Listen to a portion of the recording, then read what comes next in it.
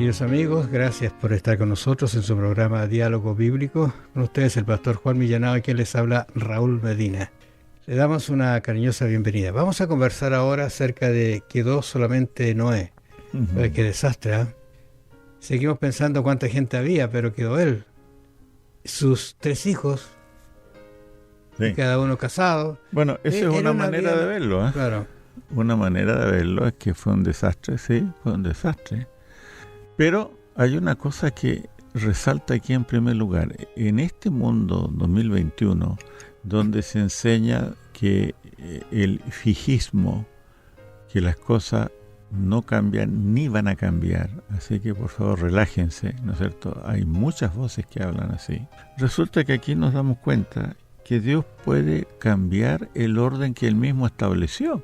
Porque ya te decía, lo que Dios separó en la creación, las aguas de arriba y de abajo, ahora las junta, y con esas aguas rae a todos los seres humanos, excepto Noé y su familia. Es decir, Dios puede cambiar las cosas, ¿ya?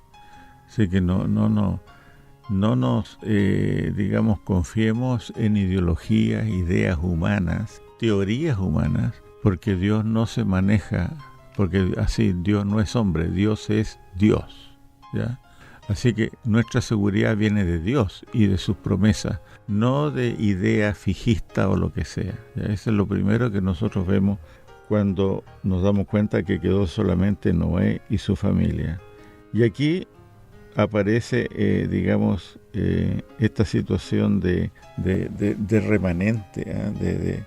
Dice aquí 7:23, así fue destruido todo ser que vivía sobre la faz de la tierra, desde el hombre hasta la bestia, los reptiles y las aves del cielo, y fueron raídos de la tierra, y quedó solamente Noé y los que con él estaban en el arca. O sea, un remanente. No está en castellano la palabra, pero sí está claramente la idea de remanente, un resto. ¿Ya? Hay un libro, me parece que, no recuerdo el autor, que dice siempre hubo un remanente. Uh-huh. Y en esto se está mostrando en la declaración que tú has leído allí de Génesis capítulo 7:23. Uh-huh. Pero si uno mira con detención, es que es terrible esta expresión, ¿eh? Dice que desde el hombre hasta la bestia, los reptiles y las aves del cielo, y fueron raídos de la tierra y quedó solamente Noé y su familia, digamos así. Sí. Ahora, pensando en el contexto, la Biblia no lo dice, pero tiene que haber sido algo muy terrible para ese barco que él hizo, esa estructura, soportar aguas, no solamente lluvia, porque recuerda tú que la Biblia dice que aparecieron desde la tierra, como tú lo has mencionado, se juntó. Imagínate lo que hace la fuerza del agua. Uno ha visto a veces de estas avalanchas que vienen trayendo, y no importa el peso de la casa, del vehículo, lo que sea, lo arrastra como si fuera un botecito de papel. Uh-huh. Una fuerza terrible. Ahora, que todo se esté moviendo así, ¿cómo se habrá movido el arca y cómo habrá sido la situación dentro del arca en ese instante? Bueno, en el estado de Kentucky, en Estados Unidos, hay una réplica del arca. La he visto por internet, no he tenido el lugar de... Es un lugar turístico por excelencia, que ha recibido alabanzas y críticas también, claro. Porque no todo el mundo, o sea, muchos creen que todo esto es un mito, lo del arca de Noé y todo lo demás, ¿no? Bueno, para nosotros es una revelación de Dios que respetamos, ¿no? Y que podemos ver las huellas del diluvio por doquier, ¿no? Aquí en los Andes. En las alturas de los Andes encontramos restos marinos. Tú vas al Perú y en las alturas, en los desiertos, unos verdaderos cementerios de ballenas, tan lejos del mar, etcétera. Así que, digamos, negar el diluvio es como tener un elefante en el living de tu casa y decir que no hay elefante. O sea, claro. no queremos aceptar, pero ahí está la evidencia.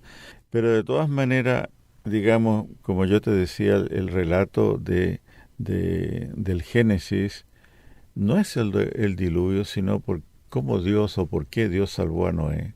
Y el relato pone énfasis en el arca más que en el diluvio, que evidentemente el arca fue sostenida por los ángeles de Dios, ¿no es cierto?, que la cuidaron, la cerraron y la cuidaron, etcétera, etcétera.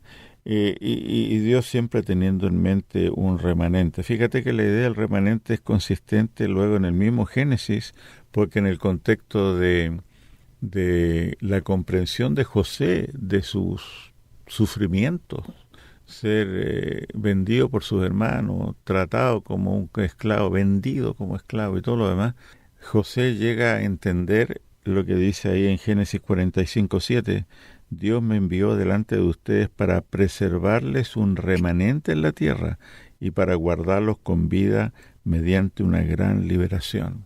Sí, este es un eco del diluvio, ¿no? Dios preserva un remanente, Dios libera, salva a Noé y su familia del desastre, como tú dijiste, del diluvio, y así. En Isaías 11 dice, asimismo acontecerá en aquel tiempo que Jehová alzará otra vez su mano para recobrar el remanente de su pueblo que aún quede. Y ahí hay otra dinámica, recobrar, restaurar, recoger, son todas palabras que están asociadas con la acción divina de reunir a su pueblo. Y cuando este pueblo incluso es infiel, Dios permite que sean esparcidos, ¿no?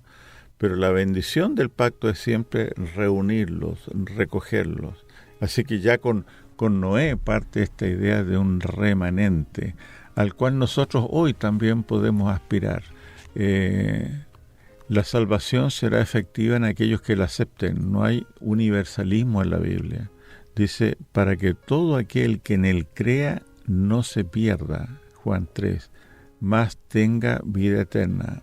Hay una oferta para todos, pero la salvación será eficaz en Noé, como lo fue en los tiempos del diluvio, y en otras reuniones que Dios ha hecho a través de la historia, y en nuestros días será eficaz en aquellos que acepten a Jesucristo y su plan de salvación. Quizás reiterando lo que tú decías, esa palabra quedó, interesante porque perfectamente está asociada el quedar al concepto de remanente, lo que queda. Y hay varios textos de la Biblia que así lo reafirman. Ahora, Dios juzgó al mundo antediluviano y lo condenó a ser destruido. Destruido, pero por su maldad. Pero lo interesante es que con el remanente Dios hace el pacto.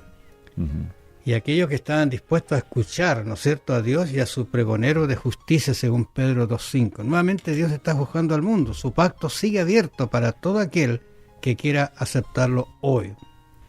Hay alguna manada, dice un autor, pequeña, está en la Biblia, un remanente fiel. No son mejores que otros, simplemente aman a Dios y aceptan su gracia. Y la pregunta que hace este autor, y que le hacemos nosotros a ustedes también, ¿eres tú parte de Él? Y nosotros no sabemos en qué momento nuestra vida se acaba. ¿Cómo vamos a estar en ese instante? ¿En el arca? ¿O vamos a estar fuera del arca? Es para pensar, amable oyente, estos conceptos, porque nosotros estamos contando una historia que para muchos, como tú decías, es los capítulos 1 al 11, en realidad. La alta crítica ha tratado de sacar estos capítulos y creer que son un mito, una historia bonita para pensar, para reaccionar, pero no que son verdad. Estaba mirando, quizás los dejo que ustedes vean el arca ese que hicieron en Kentucky, ¿no es cierto? Kentucky, sí.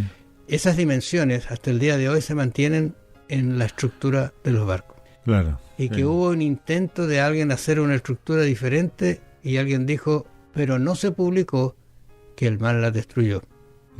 Pero el arca de Dios permaneció firme hasta que bajaron las aguas y se aquietó el mar. Vamos a volver mañana. Gracias por su atención. Bendiciones.